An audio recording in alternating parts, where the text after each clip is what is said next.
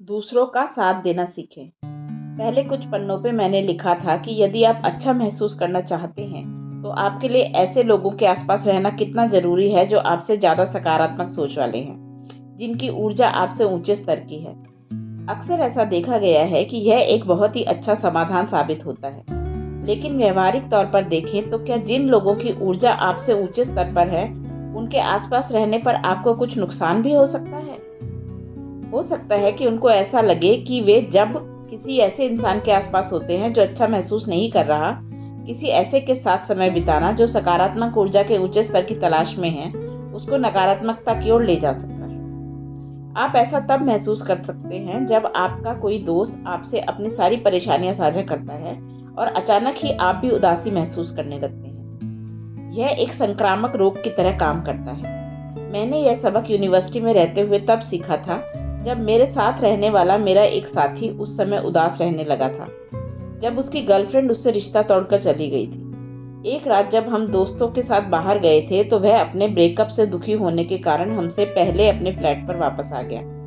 जिस लड़की के साथ उसका ब्रेकअप हुआ था, उसने हमसे कहा कि जिस तरह के मैसेज उसे उस लड़के से मिल रहे हैं, उनकी वजह से वह बहुत परेशान है कि वह अपने साथ कुछ गलत न कर बैठे। उसने हमसे कहा कि हम जाकर उसे देखें। जब मैं और मेरा दोस्त वापस अपने फ्लैट पर पहुंचे तो कमरे का दरवाजा अंदर से बंद था और अंदर से जोर जोर से संगीत बजने की आवाज आ रही थी। हम दरवाजे को पीटे जा रहे थे, लेकिन उसने दरवाजा नहीं खोला। हम परेशान हो गए और अपने केयर टेकर को बुलाकर उससे कमरे की दूसरी चाबी जो उसके पास रहती थी से दरवाजा खोला। हम जैसे ही कमरे में दाखिल हुए, हमने उसे बिस्तर पर आंसुओं से भीगे चेहरे के साथ लेटे हुए पाया। जब हमने उसके बहुत पास जाकर उसे देखा तो पाया कि उसने अपनी कलाई को कई बार काटने की कोशिश की थी। उस क्षण हमें एहसास हुआ कि वह इतना उदास और टूटा हुआ महसूस कर रहा था कि वह अपने जीवन को समाप्त करना चाहता था। इसे किस्मत ही कहेंगे कि हमारे आने से वह ऐसा नहीं कर पाया और हमने उसे संभाल लिया। अगले कुछ दिनों तक हमारे फ्लैट में एक अजीब सी ऊर्जा हम सबको महसूस होती थी। हर कोई डरा हुआ था। हमारे जिस साथी ने अपनी जान लेने की कोशिश की थी, उसने उस घटना के बारे में हमसे कुछ ज्यादा बातें नहीं की, लेकिन वह मेरे साथ कुछ समय जरूर बिताना चाहता था। मैं अपना शाम का वक्त उसके साथ बिताता था, उसकी मदद करता था और उसे अच्छा महसूस करने के लिए सही सलाह भी देता था। लेकिन कुछ समय बाद मैंने महसूस किया कि मैं आमतौर पर जैसा महसूस करता हूँ वैसा महसूस नहीं कर रहा था। मैं भी बहुत उदास महसूस करने लगा था। मुझे एहसास हुआ कि मैं जितना ज्यादा उसके साथ रहना चाहता था, उतना ही मुझे अपने बारे में भी सोचना होता था। मुझे अपने अंदर एक तरह का खालीपन महसूस होता था और जब मैं खुद खालीपन महसूस करता था तो किसी और को सकारात्मकता से नहीं भर सकता था। किसी दूसरे को सकारात्मकता से भरने से पहले यह सुनिश्चित करें कि इसमें आप अपनी ऊर्जा को तो नहीं मार रहे। सबसे पहले अपनी ऊर्जा सुरक्षित करें। मैंने कुछ समय के लिए उससे थोड़ी दूरी बना ली। अब मैं उससे बहुत कम बातचीत करता था, पर मेरे अंदर से मैं जानता था कि जरूरत के समय उसके साथ ना रहकर मैं खुद को भी सजा दे रहा हूँ। मुझे ऐसा लगता था जैसे मुझे सब कुछ ठीक करने के लिए भगवान जैसा बनना होगा, जो मैं नहीं बन सकता था, और मुझे इसे स्वीकार करना होगा।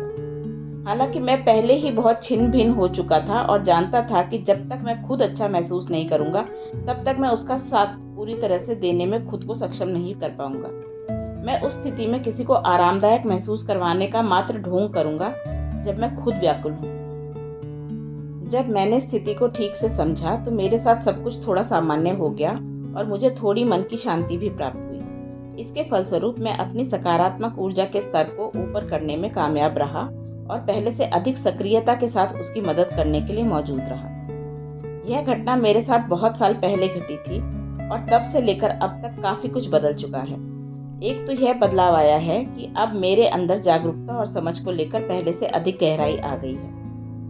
मेरे लिए यह सौभाग्य की बात है कि अब मैं उस पोजीशन में हूँ जहाँ पर हजारों लोग ऐसा महसूस करते हैं कि वे मेरे साथ अपनी समस्याओं को साझा कर सकते हैं। पर क्योंकि अब मैंने जो कुछ भी सीखा है उससे मिलने वाले बल के कारण मैं अपनी ऊर्जा को स्थिर रखने में उस स्थिति में भी कामयाब हो जाता हूँ जब मेरे साथ वाले दूसरे व्यक्ति की सकारात्मक ऊर्जा का स्तर बहुत कम हो।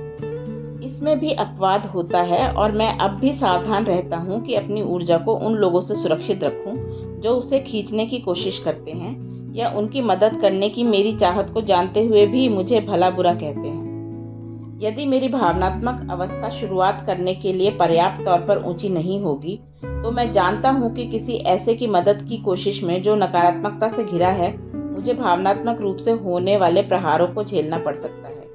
यदि आप किसी ऐसे व्यक्ति की बातें सुन रहे हैं जो अपने जीवन की परेशानियों के बारे में आपको बता रहा है, तो आप खुद बहुत अच्छा महसूस नहीं कर रहे हैं, तो हो सकता है कि आपकी सकारात्मक ऊर्जा के स्तर में बहुत गिरावट आ जाए। हालांकि किसी की बातों को ध्यान से सुनना उसके लिए फायदेमंद हो सकता है, लेकिन इस संसार में नाखुश लोगों की संख्या में बढ़ोतरी करना किसी के लिए भी फायदेमंद नहीं होगा। इस स्थिति में आप सबसे ज्यादा समझदारी का जो काम कर सकते हैं वह यह है कि आप अपनी सकारात्मक ऊर्जा के स्तर को जितना हो सके ऊंचा करने का प्रयास करें। इस तरह आप अपनी ऊर्जा को सुरक्षित रख सकते हैं। ऐसा करके आप अपने अंदर उस शक्ति को उत्पन्न करेंगे जो दूसरों की मदद करने के लिए जरूरी है।